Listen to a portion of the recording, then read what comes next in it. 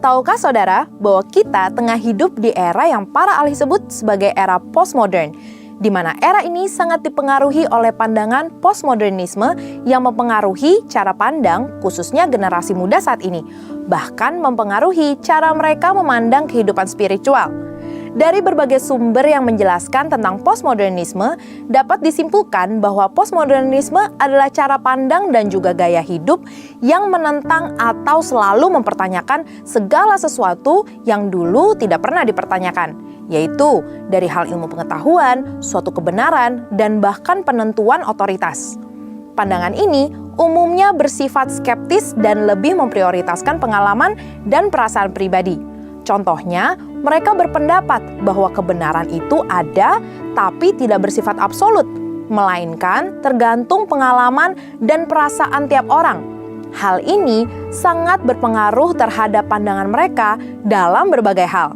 Dalam kekristenan sendiri, pandangan postmodernisme biasanya juga mempertanyakan hal-hal seperti bukti Tuhan ada atau tidak, apakah Alkitab adalah sumber yang valid atau tidak, pertanyaan mengenai kalau Tuhan itu baik, kenapa ada kejahatan, atau apakah suatu dosa masih relevan ketika banyak orang melakukannya dan akhirnya dianggap normal. Sebetulnya, dalam Kisah Para Rasul 17 ayat 16-34, Rasul Paulus juga pernah menghadapi situasi serupa saat berada di Athena, Yunani, di mana ada banyak sekali patung-patung berhala yang menandakan adanya banyak cara pandang, filosofi, budaya, dan ilah-ilah. Tidak heran jika Paulus dan rekan-rekannya ditertawakan dan dianggap membual saat membagikan Injil dan berita tentang Kristus. Namun, di balik itu ada rasa penasaran dan kehausan untuk tahu lebih lanjut dari apa yang diajarkan Paulus, sehingga Paulus mendapatkan kesempatan emas, yaitu diundang untuk berbicara di sidang Areopagus, tempat di mana siapapun bebas untuk berbicara dan berpendapat. Paulus menggunakan kesempatan tersebut untuk memberitakan kebenaran yang akhirnya membuat beberapa orang Athena menjadi percaya kepada Tuhan, bahkan bergabung dalam persekutuan orang percaya. Sebagai orang percaya, apa saja yang dapat kita pelajari dan lakukan dari pengalaman Paulus di era postmodern ini? Yang pertama, pentingnya memiliki kepekaan akan kondisi kerohanian yang terjadi di era ini. Dipenuhi Roh Kudus membuat Paulus menjadi selalu peka dan tidak tinggal diam saat melihat jiwa-jiwa disesatkan oleh ilah-ilah dan pandangan yang tidak benar. Kita pun perlu dipenuhi Roh Kudus untuk bisa cermat dan peka akan kondisi kerohanian di era postmodern ini, di mana banyak orang tidak percaya akan Tuhan dan kebenarannya, atau sekedar percaya adanya kekuatan ilahi yang lebih besar dari manusia, tapi sosok tersebut bukanlah Tuhan yang benar. Dari situlah kita bisa memakai peluang yang ada untuk membicarakan tentang Tuhan, kebenaran, dan firman-Nya. Yang kedua, siap dan terbuka untuk berdiskusi mengenai Kristus dan Injil keselamatan. Keterbukaan untuk berargumentasi dan berpendapat bisa menjadi cara untuk memulai diskusi di era postmodern ini. Generasi di era ini sangat terbuka dan kritis akan segala hal, serta tidak mudah menerima sesuatu begitu saja. Namun, hal ini dapat kita gunakan untuk berdiskusi, menjelaskan tentang Kristus dan kebenarannya. Sama seperti Paulus yang memakai kesempatan yang ada untuk membuka ruang guna bertukar pikiran, mulai dari orang Yahudi, non-Yahudi, bahkan dengan para filsuf. Ia memberikan alasan dan argumentasi yang tepat dalam menyampaikan kebenaran dan Injil keselamatan, serta menyerukan pertobatan. Yang ketiga, memanfaatkan narasi dan argumentasi postmodernisme sebagai pintu masuk untuk menjawab kebutuhan dari pandangan tersebut. Perlu disadari bahwa di balik argumentasi dan narasi postmodernisme terdapat suatu kebutuhan dan kehausan untuk mendapatkan jawaban yang kuat dan benar. Disitulah kebenaran firman menjadi jawaban.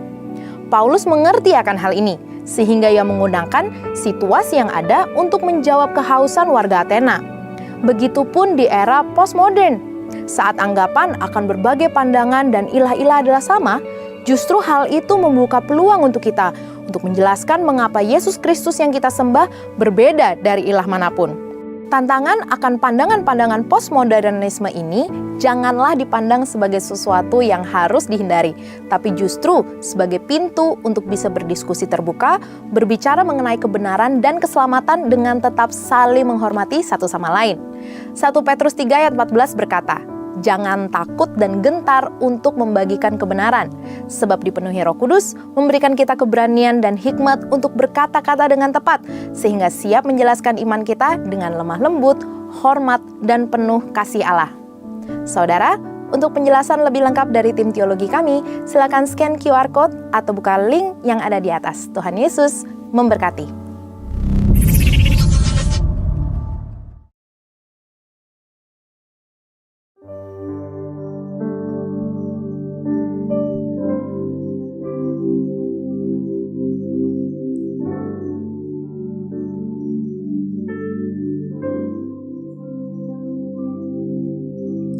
Orang yang duduk dalam lindungan yang maha tinggi dan bermalam dalam naungan yang maha kuasa akan berkata kepada Tuhan, "Tempat perlindunganku dan kubu pertahananku, Allahku yang kupercayai. Sungguh, dialah yang akan melepaskan engkau dari jerat penangkap burung, dari penyakit sampar yang busuk. Dengan kepaknya ia akan menudungi engkau, di bawah sayapnya engkau akan berlindung. Kesetiaannya ialah perisai dan pagar tembok. Engkau tak usah takut terhadap kedahsyatan malam, terhadap panah yang terbang di waktu siang, terhadap penyakit sampar yang berjalan dalam gelap, terhadap penyakit menular yang mengamuk di waktu petang. Walau 1.000 orang rebah di sisimu dan 10.000 di sebelah kananmu, tetapi itu tidak akan menimpamu. Engkau hanya menontonnya dengan matamu sendiri dan melihat pembalasan terhadap orang-orang fasik. Sebab Tuhan ialah tempat perlindungan, yang maha tinggi telah kau buat tempat perteduhan. Malapetaka tidak akan menimpa kamu, dan tulah tidak akan mendekat kepada kemah. Sebab malaikat-malaikatnya akan diperintahkannya kepadamu untuk menjaga engkau di segala jalanmu. Mereka akan menatang engkau di atas tangannya, supaya kakimu jangan terantuk kepada batu. Singa dan ular tedung akan kau langkahi, kau akan menginjak anak singa dan ular naga. Sungguh hatinya melekat kepadaku, maka aku akan meluputkannya. Aku akan membentenginya sebab ia mengenal namaku. Bila ia berseru kepadaku, aku akan menjawab. Aku akan menyertai dia dalam kesesakan. Aku akan meluputkannya dan memuliakannya. Dengan panjang umur akan kukenyangkan dia, dan akan kuperlihatkan kepadanya keselamatan daripadaku.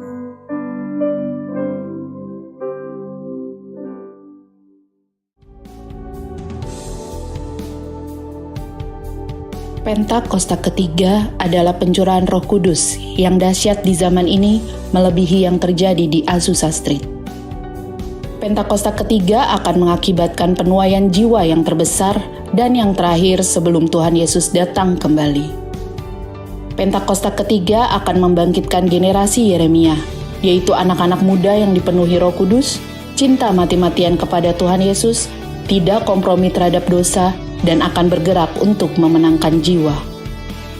Pentakosta ketiga lahir di Indonesia dan bergerak ke bangsa-bangsa. Gerakan ini dari timur ke barat dan akan kembali ke Yerusalem.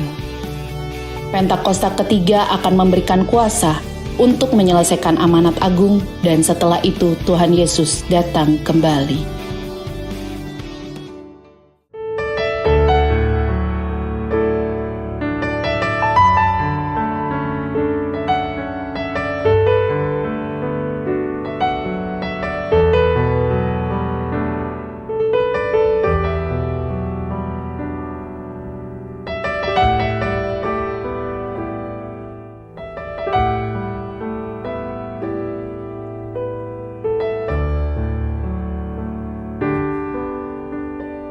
Kasihi Engkau Yesus dengan segenap hatiku.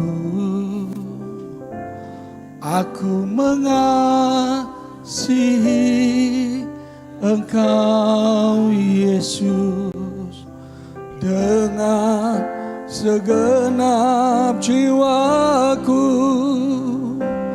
Ku renungkan firman-Mu siang dan malam, ku pegang perintah-Mu dan ku lakukan.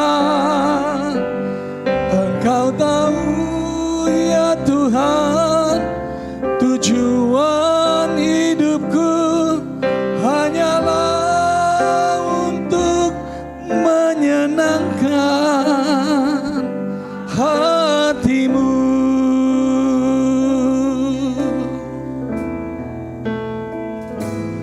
Aku mengasihi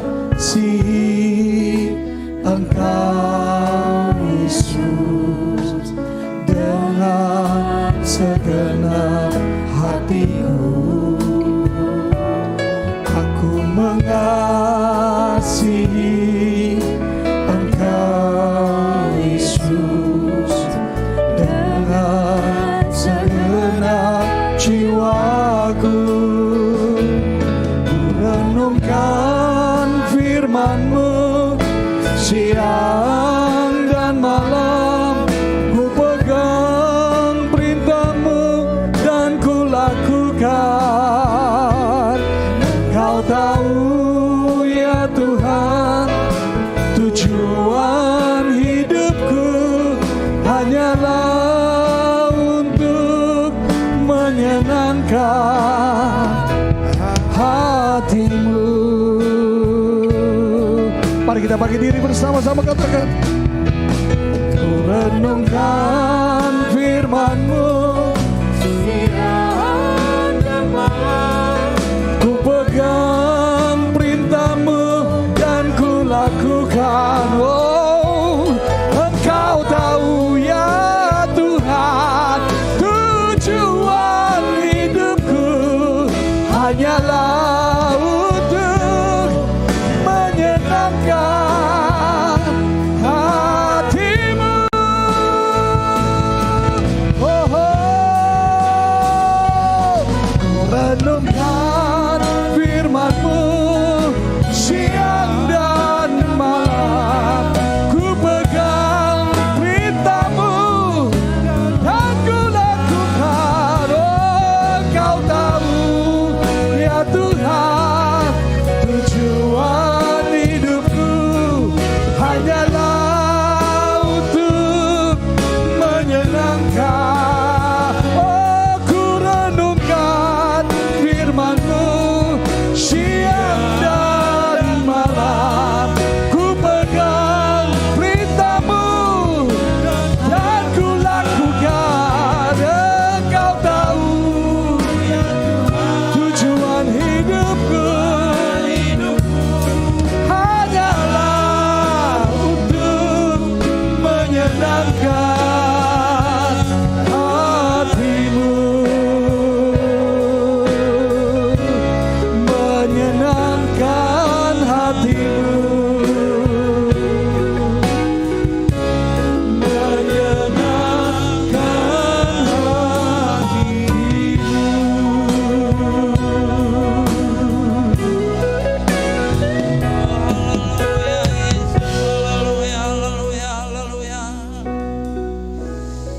Haleluya, haleluya, haleluya, haleluya, haleluya, haleluya, haleluya. Kami mengucap syukur kepada-Mu Tuhan. Hari ini kami ada di minggu ketiga di tahun 2024. Semua ini terjadi karena anugerah-Mu. Semua ini kami bisa mengalami karena kasih sayang-Mu. Semua ini kami bisa lewatin karena pertolongan-Mu. Oleh karena itu Tuhan, kami mengucap syukur dan sungguh kami mengucap syukur oleh karena kasih karunia yang Tuhan berikan kepada kami. Yang sakit Engkau sembuhkan, yang lemah Tuhan kuatkan, yang terikat Engkau lepaskan, sehingga kami boleh melewati tahun 2023 dan berada di tahun 2024 dengan tidak kurang suatu apapun. Terima kasih Tuhan untuk semuanya yang telah Engkau anugerahkan kepada kami. Biarlah Engkau tambah-tambahkan kepada kami, dan kami terus ada di dalam-Mu. Kami berdoa Tuhan pada siang hari ini, Engkau menolong kami Bapa, Engkau melindungi kami sekalian, supaya kami boleh dapat mendengarkan firman-Mu. Baik hamba-Mu yang akan menyampaikan, maupun jemaat Tuhan yang akan mendengarkannya. Kami boleh sama-sama mengerti oleh karena kasih karunia di dalam kami. Kami bersatu di dalam nama Tuhan Yesus, kami tolak segala kuasa yang tidak berasal daripada-Mu. Biarlah Roh Kudus yang menuntun kami dari awal pemberitaan firman Tuhan sampai selesai. Di dalam nama Tuhan Yesus, mari semua kita yang siap mendengar firman Tuhan, sama-sama kita katakan, amin. Mari kita tetap berdiri sejenak, kita baca dari Filipi pasal yang keempat ayatnya yang ke-6. Filipi pasal yang keempat ayatnya yang ke-6. Kita baca bersama-sama dengan suara yang nyaring. 1, 2, 3. Janganlah hendaknya kamu khawatir tentang apapun juga, tetapi nyatakanlah dalam segala hal keinginanmu kepada Allah dalam doa dan permohonan dengan ucapan syukur. Sekali lagi, 1, 2, 3. Jagalah hatimu dengan tetapi nyatakanlah dalam segala hal keinginanmu kepada Allah dalam doa dan permohonan dengan ucapan syukur. Silakan duduk. Shalom Bapak Ibu yang dikasihi Tuhan. Selamat tahun baru. Tuhan Yesus memberkati sekalian. Bapak Ibu yang dikasihi Tuhan, hari ini sangat istimewa. Yang pertama, Ibu Gembala, tepat hari ini, tanggal 21, Tuhan tambahkan 1 tahun lagi. Boleh tepuk tangan buat Tuhan Yesus. Dan sudah menjadi doa kita semua, agar Ibu Gembala tetap sehat, umur panjang, sukacita selalu, dan diberkati Tuhan. Bersama-sama dengan keluarga, anak dan cucunya. Dan terlebih dari situ adalah jemaat Tuhan yang ada di Pondok Gede Plaza. Nah Bapak Ibu yang dikasih Tuhan, bahwa kita baru saja melewati tahun 2023 dengan begitu banyak persoalan hidup. Dengan begitu banyak tantangan yang tidak kunjung selesai. Ada juga yang dibawa sampai ke tahun 2024. Tetapi ada juga yang selesai di tahun yang lalu. Ada yang doanya cepat dijawab oleh Tuhan, tetapi juga ada yang doanya belum dijawab, Bapak Ibu. Dan ini menjadi sebuah gambaran buat kita bahwa jemaat di Filipi itu bukan orang-orang yang susah amat. Jemaat di Filipi adalah sebuah jemaat yang diberkati oleh Tuhan. Tetapi saking mereka diberkati, mereka penuh dengan kekhawatiran.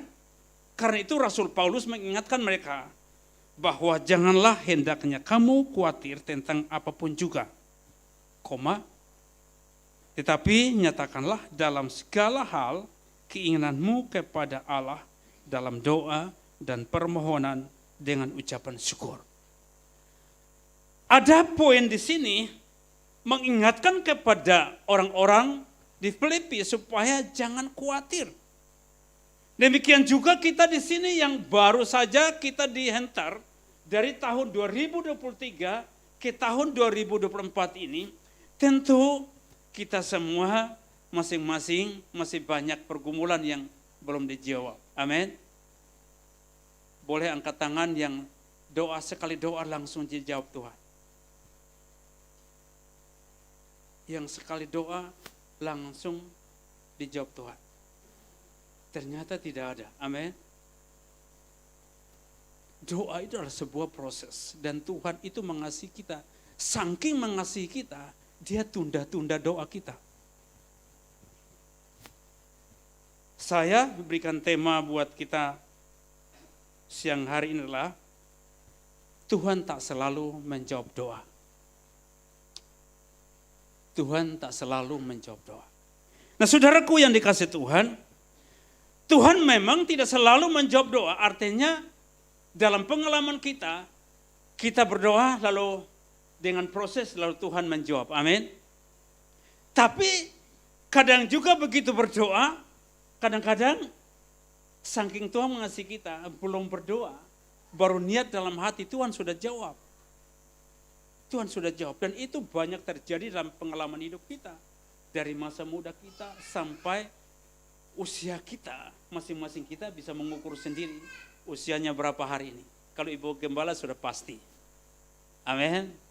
Kalau hari ini Ibu Gembala 76 tahun. Tepuk tangan buat Tuhan Yesus. 76 tahun itu pun ada doa yang belum dijawab Tuhan. Sudah pasti mungkin ada Ibu Gembala yang tidak bisa ungkapkan, tapi ada yang sudah diungkapkan. Nah saudaraku yang dikasih Tuhan, bahwa Tuhan tak selalu menjawab doa kita.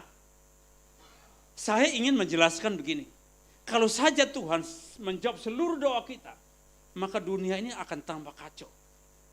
Karena ada doa yang benar, ada doa yang tidak benar. Kalau Tuhan menjawab semuanya itu, aduh bahaya. Karena itu Tuhan milih-milih. Makanya colek teman di sebelah bilang begini. Setia ya berdoa. Setia berdoa. Karena pasti Tuhan akan menjawab. Lambat laun pasti Tuhan menjawab. Saudaraku yang dikasih Tuhan. Hal yang pertama, oleh doa kita memperbaharui kepercayaan kita. Hanya oleh doa, Tuhan memperbaharui kepercayaan kita. Doa menjadi sebuah jembatan besar antara kita dengan Allah, atau Allah dengan kita. Doa itu menjadi jawaban, doa itu menjadi jembatan besar bagi saudara dan saya, untuk sampai kapan waktu Tuhan menjawab kita harus intens di sini. Doa dulu. Kita harus berdoa dulu. Kalau kita tidak berdoa, saya ingat Pak Yakob Nohai bilang begini, kalau banyak berdoa, banyak berkat. Sedikit berdoa, sedikit berkat. Kalau tidak berdoa, bisa juga orang yang tidak percaya Tuhan juga diberkati Tuhan. Amin. Maksud saya adalah Tuhan itu adil. Tapi Tuhan lebih melihat kepada orang percaya. Ini harus serius, doanya harus serius. Jangan main-main dengan doa. Karena kalau kita main-main dengan doa kita akan lebih panjang dijawab. Tapi kalau kita sungguh-sungguh dengan Tuhan, pasti Tuhan mengatur waktunya buat saudara dan saya. Matius 6 ayat 25 sampai dengan ayat 34 dikatakan demikian. Saya bacakan buat kita sekalian. Karena itu aku berkata kepadamu, janganlah khawatir akan hidupmu, apa yang hendak kamu makan atau minum. Jangan kamu khawatir pula akan tubuhmu, akan apa yang hendak kamu pakai. Bukankah hidup itu lebih penting daripada makanan, dan tubuh itu lebih penting daripada pakaian? Pandanglah burung-burung di udara, yang tidak menabur dan tidak menuai, dan tidak mengumpulkan bekal dalam lumbung, namun diberi makanan oleh Bapakmu yang di sorga. Bukankah kamu jauh lebih dari burung-burung itu? Melebihi burung-burung itu? Siapakah di antara kamu karena kekhawatirannya dapat menambah sehasta saja pada jalan hidupnya? Dan mengapakah kamu khawatir akan pakaian? Perhatikanlah bunga bakung di ladang yang tumbuh tanpa bekerja dan tanpa memintal. Namun aku berkata kepadamu, Salomo dalam segala kemegahannya pun tidak berpakaian seindah salah satu dari bunga itu. Jadi jika demikian Allah mendandani rumput di ladang yang hari ini ada dan besok dibuang ke dalam api, tidakkah ia terlebih lagi mendadani kamu, hai orang yang kurang percaya? Sebab itu kamu jangan khawatir dan berkata, apakah yang akan kami makan? Apakah yang akan kami minum? Apakah yang akan kami pakai? Semua itu dicari bangsa-bangsa yang tidak mengenal Allah. Akan tetapi Bapa-Mu yang di sorga tahu bahwa kamu memerlukannya itu. Tetapi carilah dahulu kerajaan Allah dalam kebenaran. Itu akan ditambahkan kepadamu. Sebab itu janganlah kamu khawatir akan hari esok, karena hari esok mempunyai kesusahannya sendiri. Cukuplah untuk sehari. Saudara-saudaraku yang dikasihi Tuhan, bahwa ternyata kekhawatiran itu tidak menambah sehasta hidup kita. Bahwa ternyata kekhawatiran itu tidak bisa memuaskan keinginan daging kita.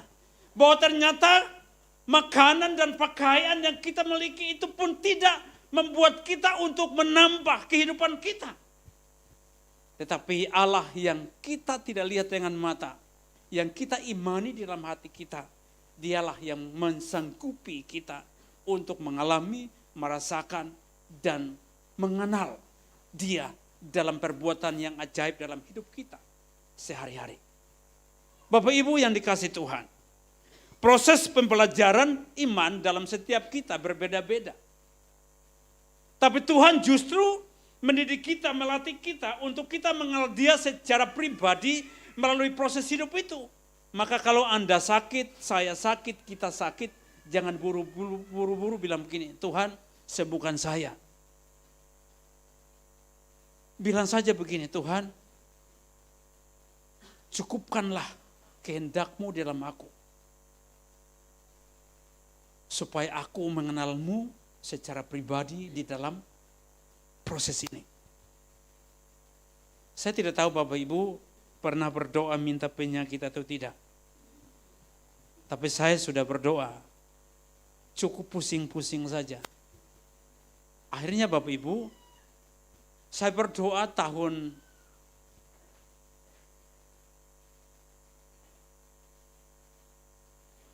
2009,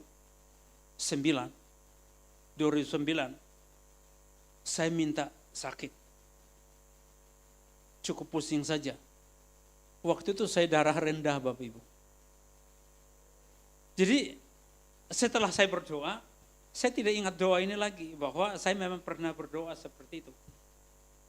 Lalu teman-teman bilang begini, kamu harus makan sup kambing biar netral. Bapak Ibu tahu, kalau orang yang konsumsi sup kambing berlebihan itu, justru tidak bagus. Sekali naik tidak akan turun lagi itu darah. Dan saya alami itu sampai hari ini. Jadi sekarang saya sudah tahu apa yang Tuhan, yang saya minta, Tuhan kasih. Ternyata saya darah tinggi Bapak Ibu. Jadi tiap hari harus minum amlodipin. Dan saya tahu itu saya yang minta. Cukuplah itu saya mengucap syukur. Dan saya bilang sama Tuhan, terima kasih Tuhan, yang saya minta Tuhan sudah sediakan. Sekarang pertanyaan buat Bapak Ibu, sudahkah Bapak Ibu minta sakit? Sebab tanpa kita minta juga ada penyakit. Maka sebaiknya kita minta supaya sesuai dengan selera kita. Amin. Amin. Amin. Amin. Ada yang nolak loh. Harus minta. Orang yang beriman itu harus minta. Sebab tanpa kita minta itu pasti akan datang. Dan lebih baik kita minta supaya satu saja. Karena kalau tanpa kita minta akan banyak sekali datang. Hari ini saya ingin memperkuat iman kita bahwa kita harus minta. Jangan cuma minta berkatnya saja. Amin. Jangan minta berkat kesehatan, keuangan, pasti. Apalagi minta berkat keuangan, pasti ulang-ulang. Minta juga itu. Tuhan kasih penyakit yang sesuai dengan tubuh saya. Supaya jangan melebihi kekuatan saya. Itu sudah jauh lebih bagus. Daripada kita tidak minta tapi dia datang sendiri. Dan kita tidak bisa tahu apa yang harus kita lakukan. Saudara-saudaraku yang dikasihi dalam Yesus Kristus Tuhan. Ayat yang ke-30 dia katakan begini. Jadi jika Jika demikian, Allah mendandani rumput itu di ladang, yang hari ini ada dan besok dibuang ke dalam api. Tidakkah Ia terlebih lagi mendandani kamu, hai orang yang kurang iman? Saya mau bilang begini Bapak Ibu, pakaian bunga yang seindah itu tidak melebihi pakaian Salomo itu. Cuman umurnya sehari. Amin. Maka saya mau bilang begini, masih lebih bagus pakaiannya Salomo yang tidak indah tapi lama dipakai. Amin. Daripada indah, seindah bunga di ladang itu, tapi umurnya cuman pagi hari, siang dia lisut, sore layu, lalu jatuh. Besok kering, lalu dimakan api, habis. Kehidupan Kristen kita tidak seperti itu harusnya. Tapi kita harus dewasa di dalam Tuhan. Amin. Bagaimana cara dewasanya? Yang pertama, dewasa dalam Tuhan itu adalah harus tertanam di dalam gereja lokal. Amin. Tertanam di sini sampai Tuhan Yesus datang pada kita. Tapi kalau kita pindah-pindah ke sana kemari, maka kita tidak akan pernah dewasa di dalam Tuhan. Akan seperti bunga bakung yang di ladang itu, yang pagi dia tumbuh, siang kelihatan mekar, sore lisut dan jatuh. Iman kita harus seperti itu, tertanam dalam gereja lokal. Tidak enak memang ketemu orang yang kita tidak suka, katakanlah tidak ada di sini, pengerja di sini tidak ada, katakan di pengerja yang lain, tidak suka teman. Tapi karena tertanam di gereja lokalnya, tiap hari minggu harus ketemu dan ini menjadi problem buat kita untuk melayani dengan tidak bebas. Dan karena itu maka kita harus bilang damai sejahtera shalom bagi saudara. Harus melepaskan damai sejahtera. Maka kita akan melihat pertumbuhan iman kita. Kita akan melihat kesuburan iman kita sampai kepada buah iman kita akan dirasakan oleh orang lain. Nah saudara-saudaraku yang dikasihi Tuhan, 1 Petrus 5 ayat yang ke-7 dikatakan demikian, serahkanlah segala kekhawatiranmu kepadanya sebab Ia yang memelihara kamu. Serahkanlah segala kekhawatiranmu kepadanya, kepada Yesus, kepada Tuhan. Sebab Ia yang memelihara kamu, memelihara saya, memelihara kita sekalian. Doa itu harus kita bawa kepada Tuhan. Doa kita tidak boleh kita titipkan kepada orang kuat, orang pintar, orang santet, apalagi dukun. Dulu ada dukun terkenal di Pondok Gede ini, namanya Joko Bodo. Namanya Joko Bodo. Siapa yang pernah ingat namanya Joko Bodo? Banyak orang kenal dan terkenal. Cuman anehnya orang itu banyak datang ke Joko Bodo. Kalau cuman Jokonya doang gak apa-apa. Bodohnya ini. Tapi herannya orang datang berduyung-duyung ke sana. Ini yang harus kita sadari bahwa Tuhan kita jauh lebih melebihi si bodoh. Amin. Amin. Maka kita tidak perlu lagi titip doa-doa kita ke sana. Titiplah doa kita kepada Yesus Kristus, Sang Juru Selamat yang datang sebagai firman itu, yang menyalibkan dirinya di kayu salib itu menebus dosa saudara dan saya, dan kemudian kita dimerdekakan di bumi ini. Lalu dia perlengkapi dengan talenta-talenta kita untuk berkarya di bumi ini dan lakukan itu dengan penuh ucapan syukur. Saudara-saudaraku yang dikasihi Tuhan, Filipi pasal 4 ayat 7 dikatakan damai sejahtera Allah yang melampaui segala akal akan memelihara hati dan pikiranmu dalam Kristus. Hanya damai sejahtera Allah yang bisa memelihara hati saudara dan saya. Tidak bisa Joko Bodo maksud saya.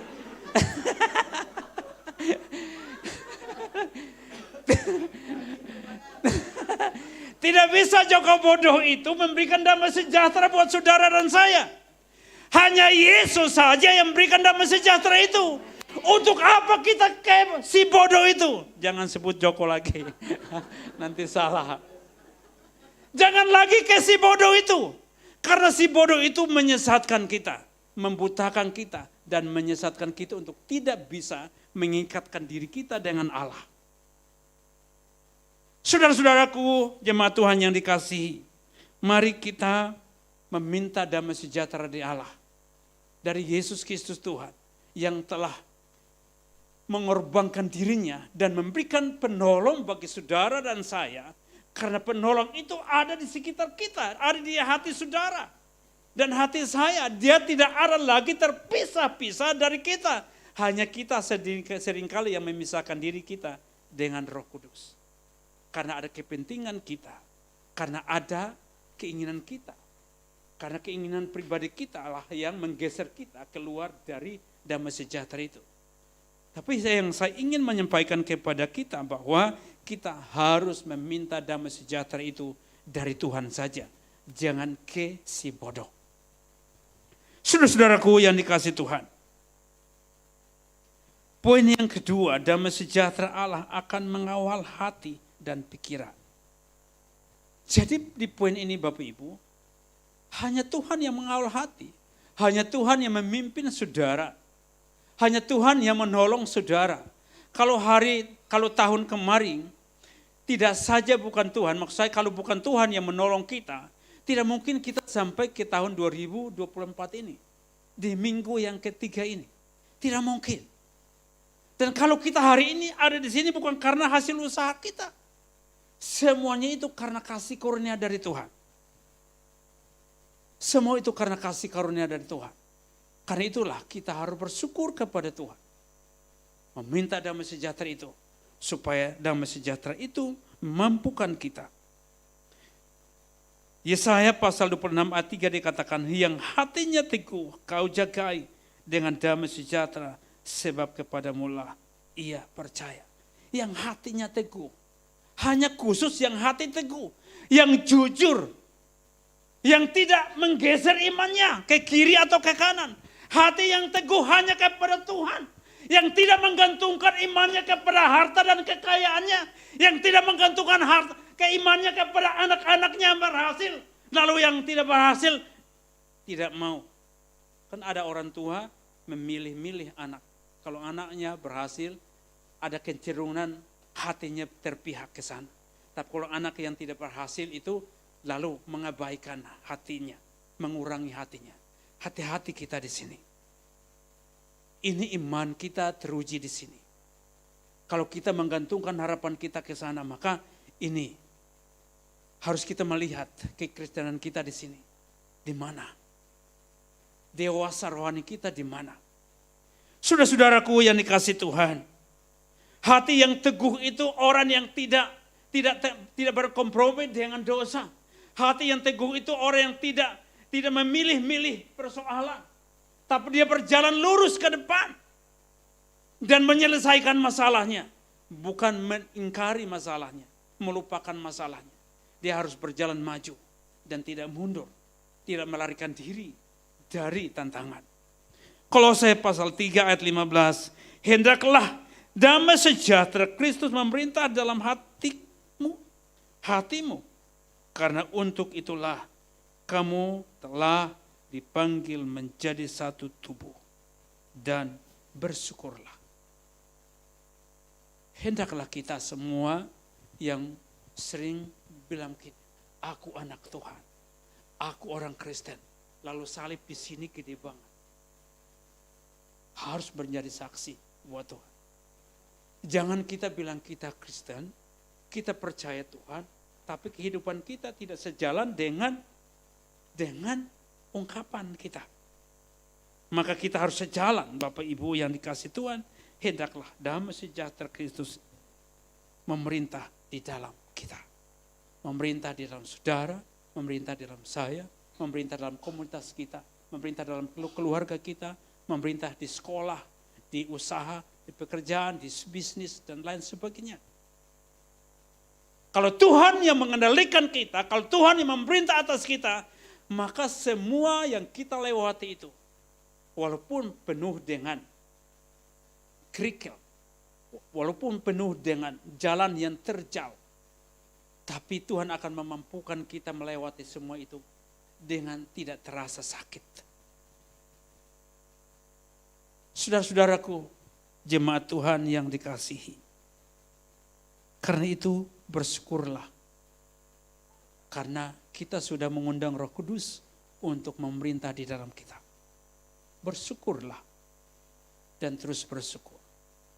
Kalau hari ini kita berikan kesehatan, berikan umur panjang, dan keluarga kita masih utuh, pekerjaan kita masih baik-baik saja, usaha kita masih jalan saja, pelayanan kita masih berjalan saja, itu bukan karena hasil usaha kita, tapi karena kasih karunia dari Tuhan. Karena itu Bapak Ibu jemaat Tuhan, marilah kita mau supaya Tuhan yang memerintah atas kita. Yang ketiga, Allah menguatkan kita untuk melakukan segala perkara. Allah menguatkan kita untuk melakukan segala perkara. Kalau bukan Tuhan yang menguatkan kita, tidak mungkin Bapak Ibu. Siapapun kita yang membuat planning yang bagus-bagus dan baik-baik saja, tidak bisa juga kita lewati. Banyak gereja Tuhan yang buat programnya bagus-bagus, tapi mengesampingkan Tuhan di dalamnya. Maka program sebagus itu pun tidak bisa kita melewati dengan baik dan tidak berpihak kepada kita. Tetapi kalau kita melibatkan Tuhan sebagai Tuhan yang melakukan segala perkara di dalam kita, maka Dia yang akan memampukan kita. Mungkin kita tidak tahu apa yang harus kita lakukan. Kita tidak tahu tahun ini harus apa yang kita lakukan. Tapi Tuhan menolong kita, memampukan kita, membawa kita satu langkah ke langkah yang berikutnya. Perlahan-lahan, tapi pasti. Perlahan-lahan, tapi pasti. Dan kalau kita sudah menyerahkan hidup kita kepada Tuhan sepenuhnya dan Dia memerintah atas kita, maka Dia pula yang akan menyelesaikan semua itu dalam kita. Sakit penyakitkah? Pergumulan apapunkah? Dia akan memampukan kita untuk melewati semuanya itu. Bapak Ibu yang terkasih, Filipi pasal 4 ayat 13 ini memberikan suatu perhatian khusus buat kita semua. Bahwa segala perkara dapat kutanggung di dalam Dia yang memberi kekuatan kepadaku. Segala perkara dapat kutanggung di dalam Dia yang memberi kekuatan kepadaku. Bapak Ibu mungkin yang seusia saya pernah menonton antara Holyfield dengan Tyson. Waktu itu Tyson hebat-hebatnya dianggap sebagai leher beton. Ya. Si Holyfield tulis di sini, Filipi pasal 4 ayat 13 itu. Itu iman.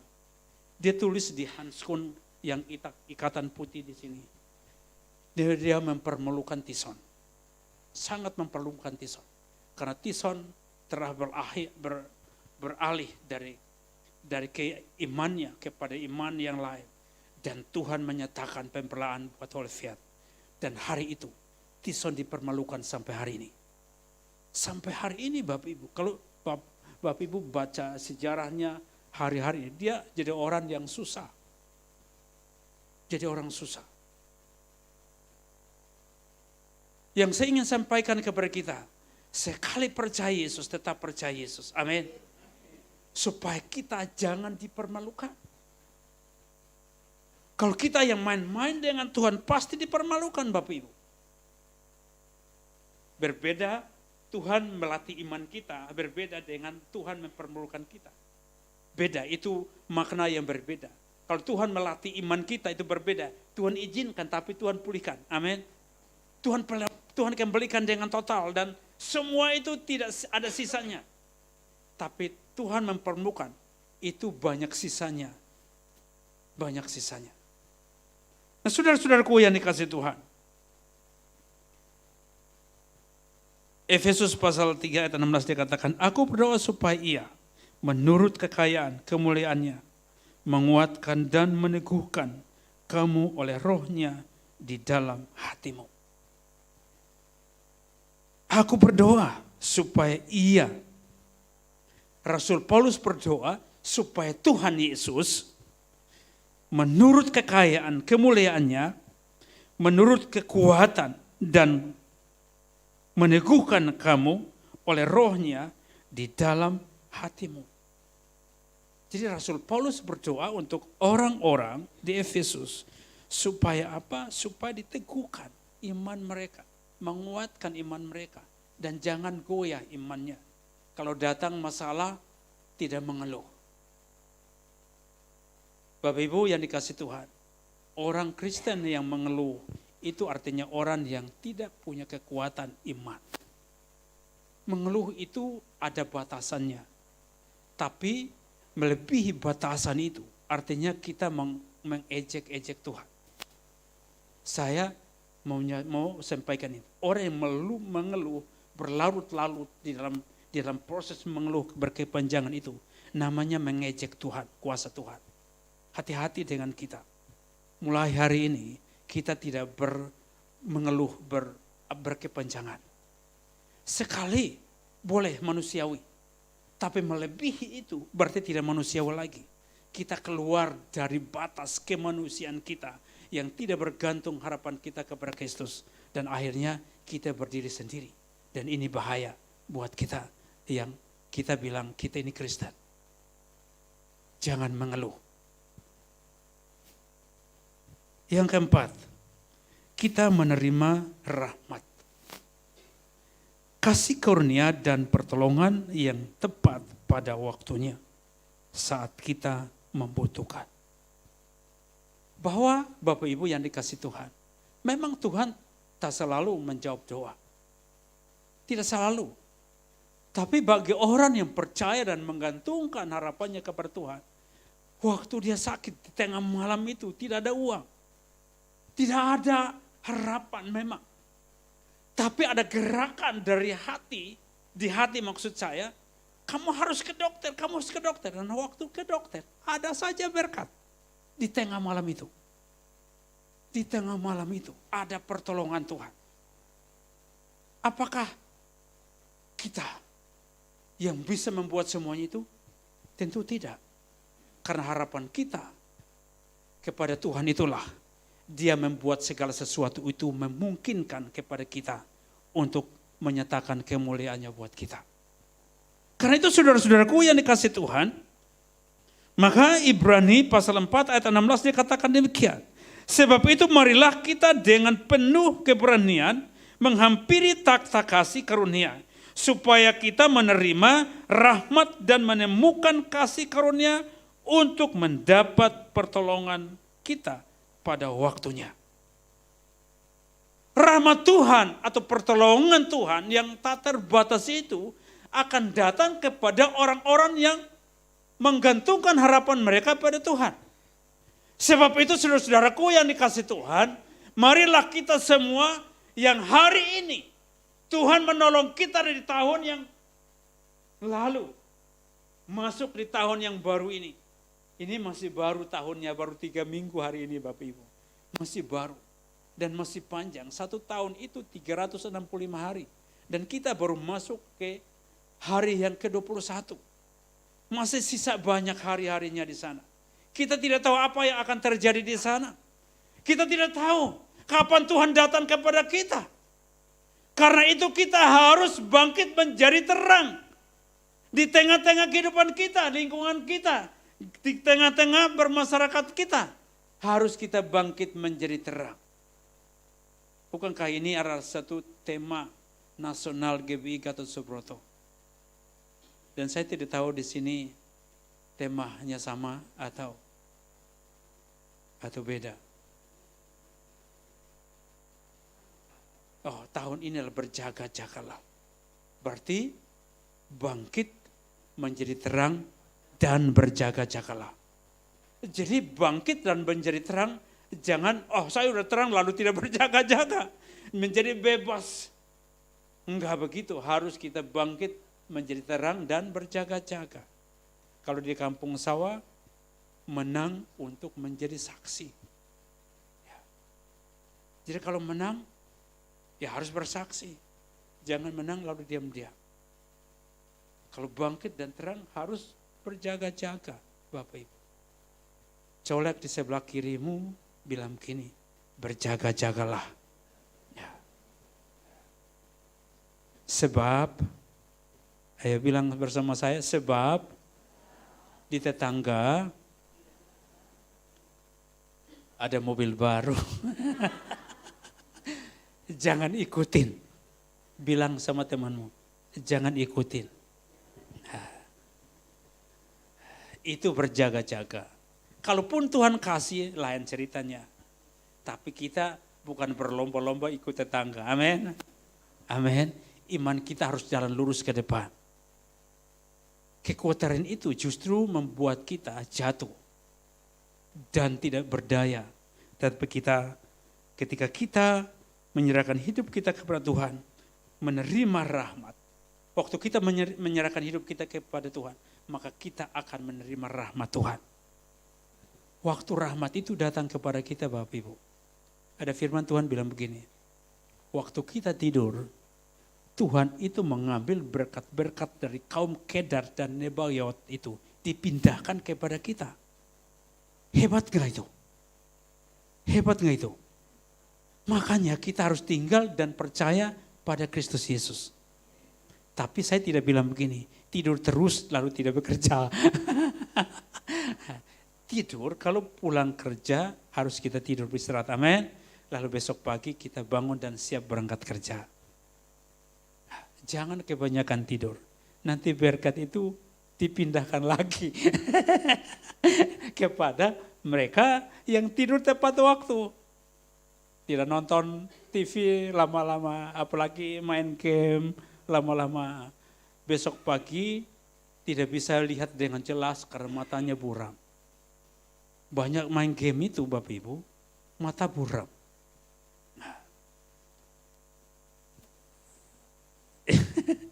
Yang main game, coba angkat tangan.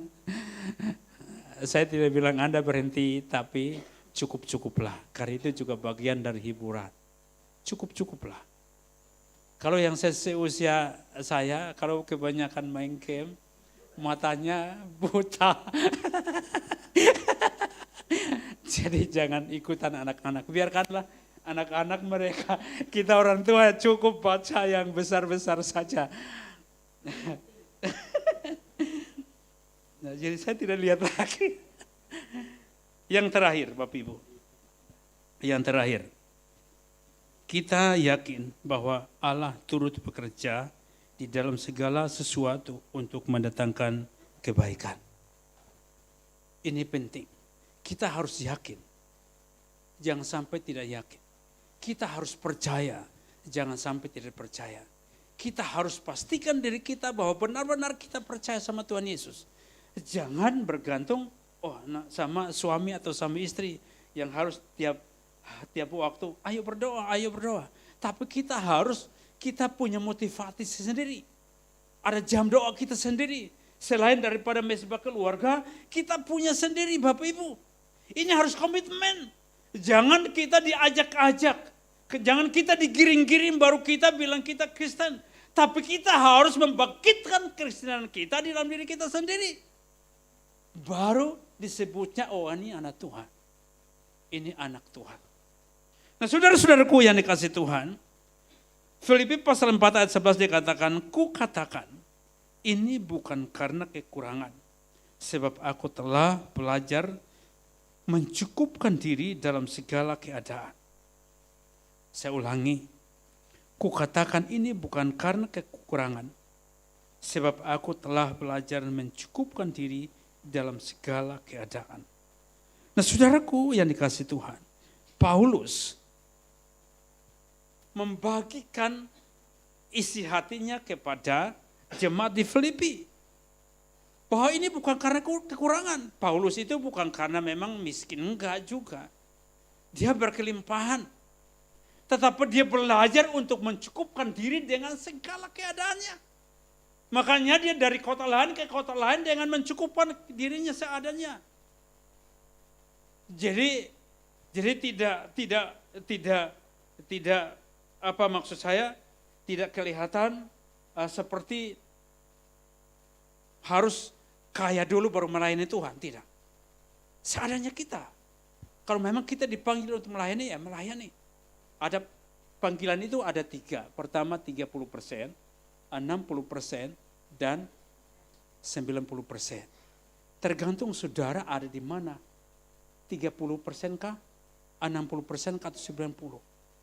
Kalau Anda ada di 30%, berarti Anda punya waktu 30% itu ada di gereja melayani. Maksud saya membagikan diri untuk melayani. Tapi sisanya berarti ada di kantor atau di usaha atau di pendidikan dan lain sebagainya. Tapi kalau kita ada 60 di pelayanan, jangan kurang-kuranginya. Harus betul-betul kita berada di sana, betul-betul ada di sana 60% di dalam pelayanan. Atau di dalam dunia usaha, atau bisnis, atau lain sebagainya. Karena itu harus kita betul-betul mengenal panggilan kita. Banyak orang yang tidak bisa melakukan semua itu karena belum mengenal panggilan itu dengan baik. Karena itu saudara-saudaraku yang dikasihi Tuhan, Roma 8 ayat 8 dikatakan, kita tahu sekarang bahwa Allah turut bekerja dalam segala sesuatu untuk mendatangkan kebaikan bagi mereka yang mengasihi Dia.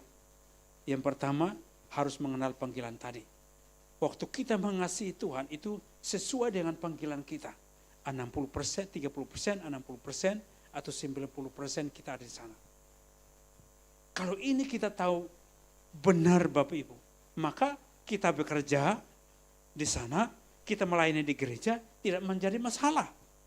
Yang menjadi masalah adalah kita mengembalikan misalnya 60% di gereja, lalu 30% di dunia usaha atau pekerjaan, lalu kita membalikan itu. Itu masalah. Itu jadi masalah. Makanya kita tahu ini betul, kita akan melakukan semua dengan baik dan benar. Saudara-saudara jemaatku yang dikasihi Tuhan, memasuki tahun 2004 ini masih ada 11 bulan lebih harus kita tempuh dengan berbagai-bagai tantangan, cobaan yang harus kita lewati. Tapi percayalah dan jangan khawatir bahwa kita akan dimampukan untuk melewati semua itu dengan baik. Dengan diberikan kemampuan kepada kita, diberikan hikmat dan pengetahuan kepada kita, diberikan kesehatan kepada kita, dan kita bisa dapat melakukan semua itu dengan baik.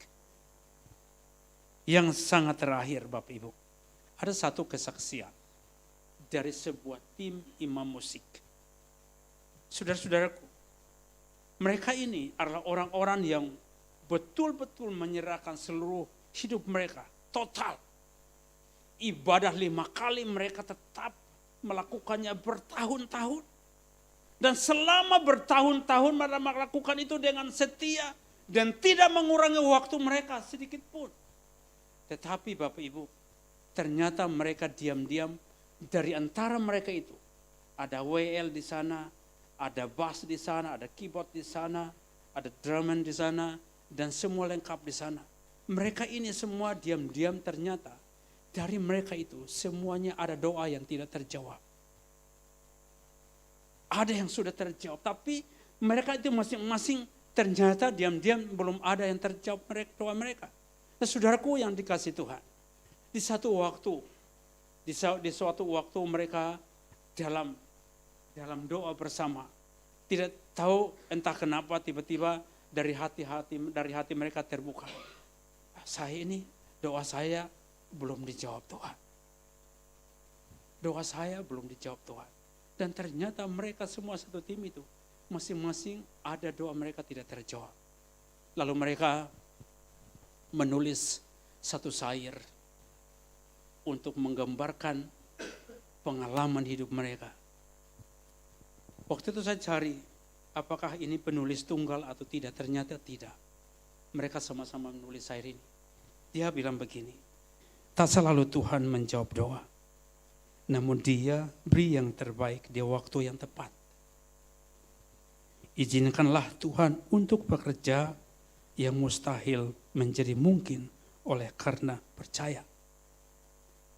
Yesus mendengar lebih dari yang didoakan. Yesus menjawab lebih dari yang kuharapkan. Dengan cara di waktu yang tepat, ku kan melihat Dia jadikan semua. Semua mereka mengalami proses itu. Saya juga yakin, Anda, saya, kita telah mengalami hal yang sama. Bahkan sampai hari ini juga ada doa-doa kita yang belum terjawab. Kita tidak tahu entah kapan Tuhan jawab, kita tidak peduli soal itu. Tugas kita percaya. Tugas kita imani. Tugas kita menyerahkan hidup kita kepada Tuhan. Dan tugas kita mau berserah sama Tuhan. Saya undang jemaat Tuhan berdiri. Dan imam musik. Kita akan menyanyikan lagu ini. Sebagai sebuah ungkapan dari hati kita. Bahwa benar adanya peristiwa itu terjadi di dalam kita. Dan jangan khawatir lagi. Jangan membesar-besarkan kekhawatiranmu. Tapi percayalah bahwa Tuhan akan menjawab doa saudara tepat pada waktunya.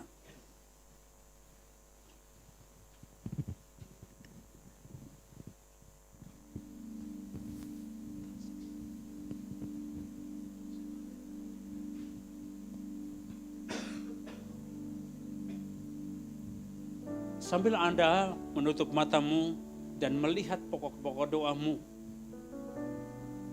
dan ketahui Allah akan menjawab doamu tepat pada waktunya.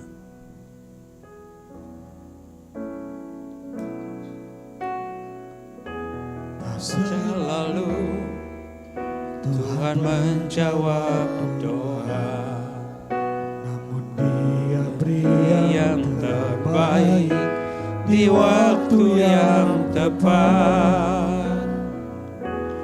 Izinkanlah Tuhan untuk bekerja yang mustahil menjadi mungkin oleh karena percaya. Yesus mendengar lebih dari yang kudoakan. Yesus menjawab lebih dari yang kuharapkan. Dengan caranya di waktu yang tepat, ku kan melihat Dia jadikan semua. Yesus mendengar lebih dari yang kudoakan. Yesus menjawab lebih dari yang kuharapkan. Dengan caranya di waktu yang tepat, ku kan melihat Dia jadikan semua. Yesus mendengar lebih dari yang kudoakan. Yesus menjawab lebih dari yang kuharapkan. Dengan caranya di waktu yang tepat, ku kan melihat Dia jadikan semua. Haleluya Yesus. Haleluya, haleluya.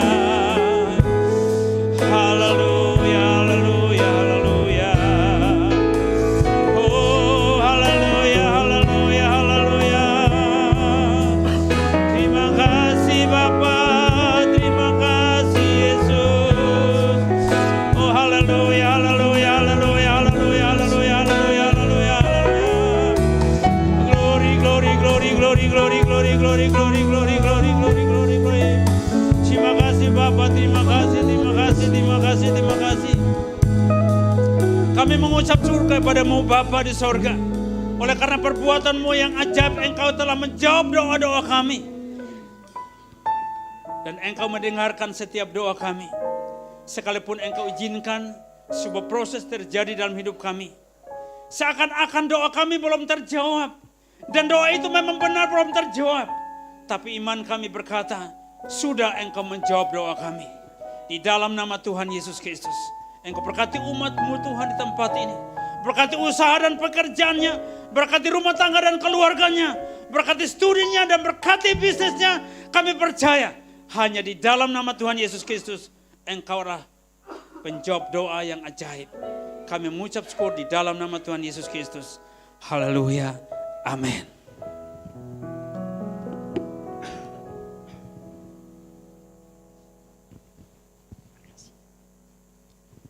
Saudara boleh duduk kembali sebentar. Puji Tuhan, kita diberkati Tuhan siang hari ini, amin. Yang aneh, tadi pagi Pak Roni Daud ayatnya sama. Apa tadi yang hadir pagi? Sama toh? Kerajaan Allah, ya. Cari dahulu kerajaan Allah, jangan kamu khawatir. Sama persis. Tidak ada hubungan, ketemu aja enggak. Itu Allah kita. Jadi hari ini jangan kamu khawatir. Amin. Karena doamu pasti dijawab Tuhan. Haleluya. Luar biasa. Saya bersyukur untuk hari ini. Tuhan tambahkan setahun lagi usiaku yang masih muda. Dan saya ingin bersaksi sedikit. Punya harapan beberapa saat terakhir ini untuk saya bisa pergi cruise. Kapal pesiar. Cukup lama saya rindu itu. Dan Tuhan berikan jelang ulang tahun saya. Mungkin beberapa foto bisa ditayangkan sebagai bukti. Ya, ini kapalnya 350 meter. Saudara. Katanya itu sepanjang kapal Nuh. Jadi saya bersyukur saya menikmatin kapal Nuh saat itu. Haleluya. Ya. Jadi Tuhan Yesus sangat baik dalam kehidupan saya khususnya dan saudara sebuah pasti akan mengalami apabila engkau punya harapan hanya kepada Tuhan. Jangan mengandalkan siapapun. Masih ada lagi? Nah, keren toh? 76 tahun. Haleluya. Berikutnya. Ya, itu Singapura di belakang sana. Jadi kita naik dari Singapura ke Penang dan pulang lagi ke Singapura. Dan hari terakhir nginap di Singapura mengalami sesuatu yang dahsyat. Yang baru pertama kali juga saya alami. Hotel tempat kita menginap terbakar jam 1 malam. Ada sirine kenceng sekali saudara. Kita pikir apa gitu ya, salah pencet.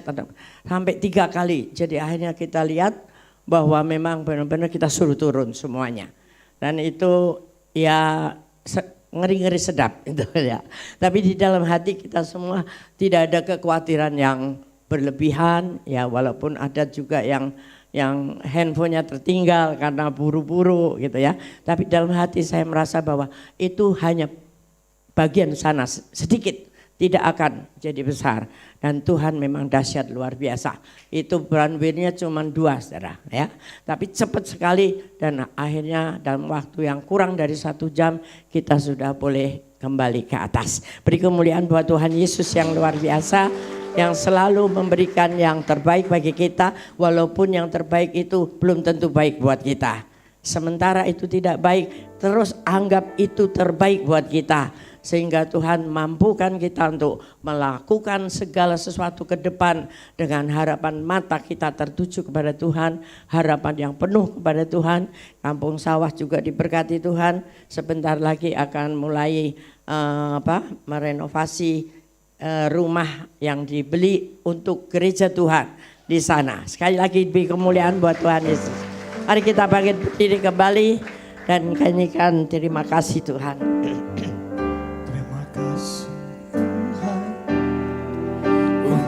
Kasih setiamu yang ku alami dalam hidupku. Terima kasih Yesus untuk kebaikanmu sepanjang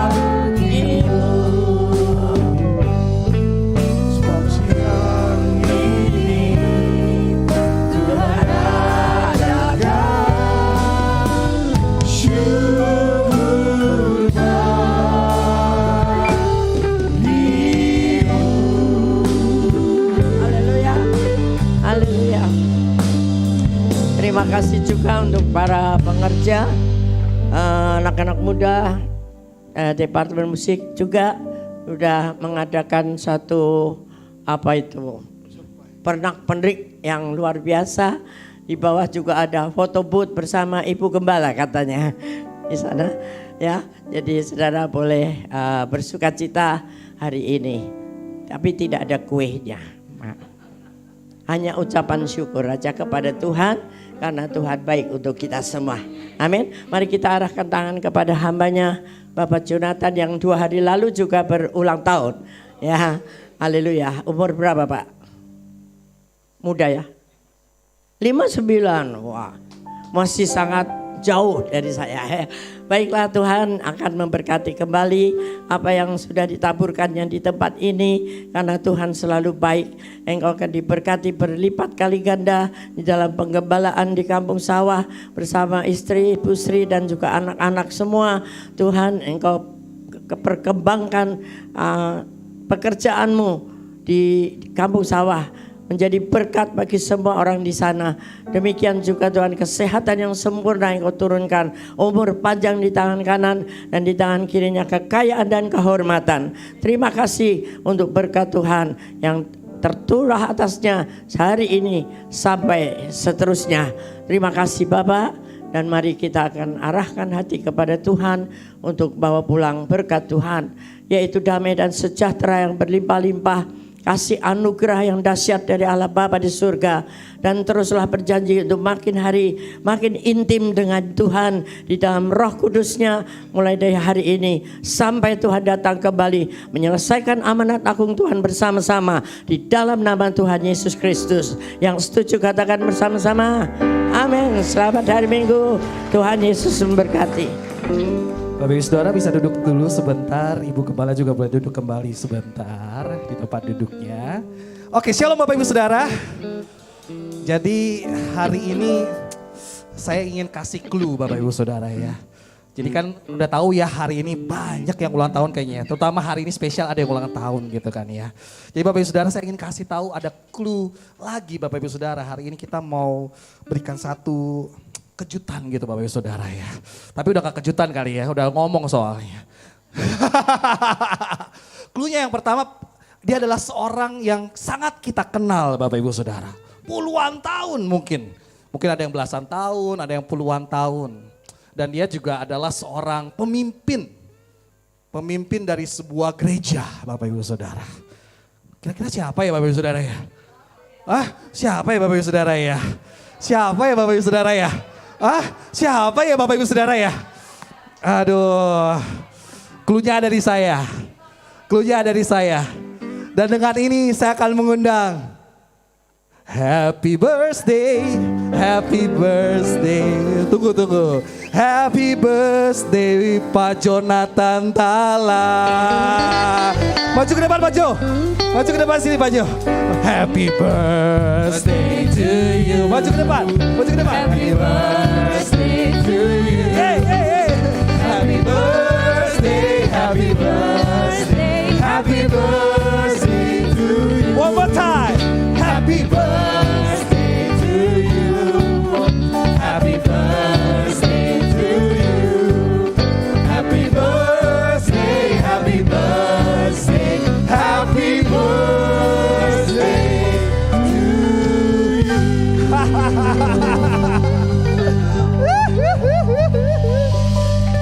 Kaget Pak, kaget.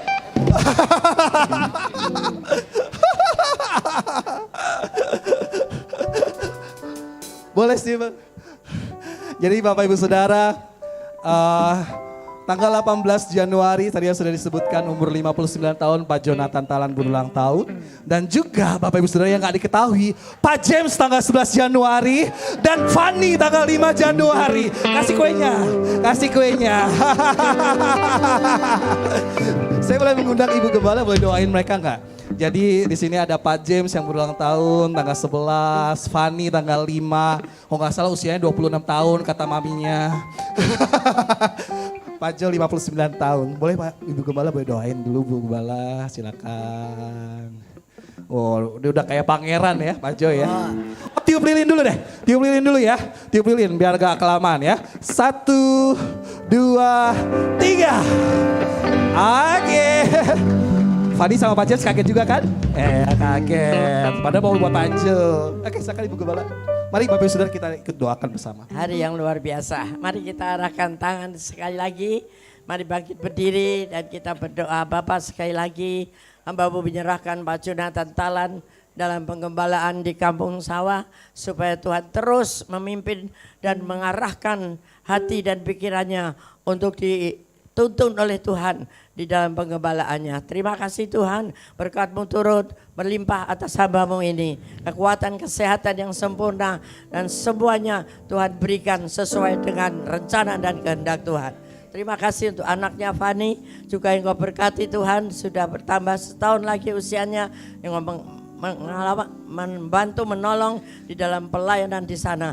Terima kasih Tuhan, kekuatan yang baru, kesehatan yang sempurna turun atas-Mu. Pak Jim juga selaku wakil gembala di tempat itu Tuhan, Engkau satukan mereka dalam satu visi bersama-sama maju untuk memenangkan jiwa-jiwa bagi kemuliaan nama Tuhan. Dalam nama Tuhan Yesus Kristus, haleluya, amin. Selamat ulang tahun kami ucapkan, selamat. Teman-teman makin berdiri, bangun. Kami doakan hidup yang penuh berkat dan bahagia serta mulia sampai selamanya. Sekali lagi katakan, selamat ulang tahun kami ucapkan segala yang terbaik. Kami doakan hidup yang penuh berkat dan bahagia serta mulia sampai selamanya. Hidup yang penuh, hidup yang penuh berkat dan bahagia serta mulia sampai selamat. Ayo Bapak Saudara beri tepuk tangan. Another surprise. Pak Jo boleh taruh kuenya di sini, boleh doakan Ibu Gembala sekali lagi. Wes, oh pegang aja deh, Lukas pegang. Iya, Pangeran mau doain Ibu Suri, Ibu Ratu. Princess Kartini, coba ditayangin dong fotonya Princess Kartini, tapi alias Princess Rahel. Iya.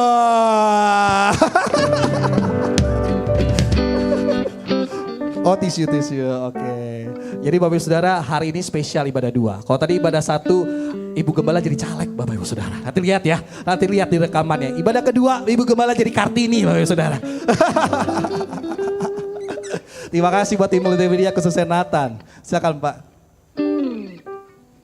Mari Bapak Ibu kita arahkan tangan kita kepada Ibu Gembala. Kita berdoa. Bapa, ke dalam tangan kasih-Mu kami mengucap syukur oleh karena Engkau buat hari ini menjadi hari yang ajaib buat hamba-Mu Ibu Gembala yang hari ini tepat tanggal 21 Januari telah Engkau tambahkan 1 tahun lagi untuk tanggung jawab yang Tuhan percayakan di GB Pondok Gede Plaza. Kami percaya bahwa Allah tidak tinggal diam, tapi Tuhan mendampingi hamba-Mu di usia yang ke-76 ini untuk melakukan perkara-perkara yang ajaib di tengah-tengah jemaat yang Tuhan percayakan. Kami berdoa, Tuhan berikan kemampuan, hikmat, akal budi, dan urapan dan kuasa untuk melakukan amanat agung di tempat ini. Baik di tempat ini maupun di tempat lain yang Tuhan utus, Engkau buat selalu berhasil dan mujizat Tuhan menyertai hamba-Mu. Semua perjalanan hamba-Mu biarlah Engkau jadikan tanda dan ajaib di tengah-tengahnya bersama-sama dengan anak, menantu dan cucu. Engkau nyatakan kemuliaan-Mu di tengah-tengahnya Tuhan. Terutama buat jemaat yang Tuhan percayakan untuk mengembalakannya. Kami berdoa di dalam nama Tuhan Yesus. Biarlah urapan Allah turun atasnya. Mulai dari atas kepala sampai telapak kakinya Tuhan. Engkau nyatakan kesehatannya, kekuatannya, umur panjang yang datang daripadamu menyertainya. Sehingga nama Tuhan ditinggikan dan dimuliakan. Di dalam nama Tuhan Yesus kami mengucap syukur dan berdoa kepada Bapa di sorga. Haleluya. Mari semua kita sama-sama katakan. Amin. Boleh beri tepuk tangan juga buat GBI Kampung Sawah yang hadir Bapak Ibu Saudara. Thank you GBI Kampung Sawah. Tuhan memberkati. Tuhan Yesus memberkati kita semua Bapak Ibu Saudara. Silakan.